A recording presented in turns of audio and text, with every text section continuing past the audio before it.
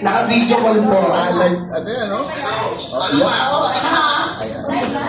Ano ba yan? Okay ba? Nako, alam mo, I don't like mga surprises, pero thank you. I don't like surprises. Okay ba?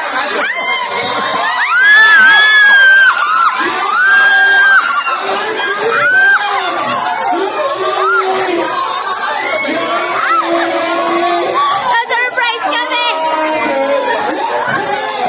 Na-surprise kami!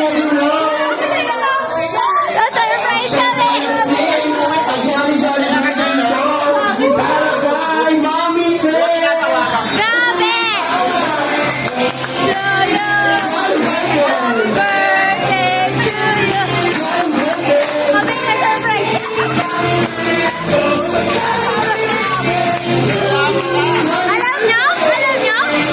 Alam nyo? Alam nyo? Grabe!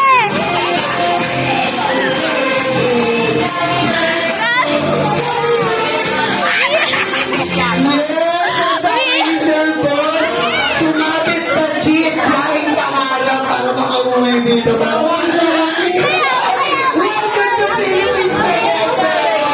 Ayan, syempre Sir Boss, dahil tapos na po si Ma'am Riz, kasi po kayo mag-bonding sa ating family couch. Ikaw naman po, magbibigay ng birthday wishes and prayers.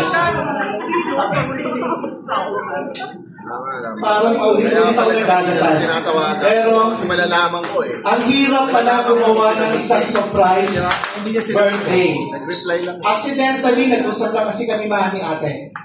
Honestly speaking, sabi ko, gusto ko mag-birthday sa Jollibee.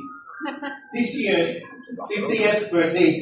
Pero sabi ko, why not ibigay natin kay mama itong idea na to. So sabi ko, gusto ko mapasaya si mama kasi hindi kami pinalaki as sweet compared sa mga family. Hindi.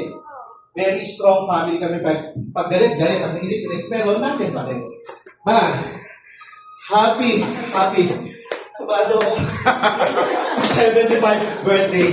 Jennifer, grabe yung pagulo namin. Talagang, thank you kay Jennifer kasi talagang pino-holiday ko rin para mabigyan namin ng isang magandang birthday si Mama. Dahil alam ko, hindi naman yan, ito lagi na-experience at hindi sanay si Mama sa mga ganito. Pero bagka kasi namin ni ate, talagang pinag-isipan namin to. Nung nasa daan pala kami, kahit si Riz, hindi niya alam. Ako, nagulat nga si Riz, hindi ba alam? Kasi nga, gusto namin. Alam mo, hindi. Ano may alam? Ha? Pero happy birthday. Enjoy the moment. Bumalik tayo sa Ako lang may alam ng movies ko yun. Yes! Siyempre, picture po naman si Sir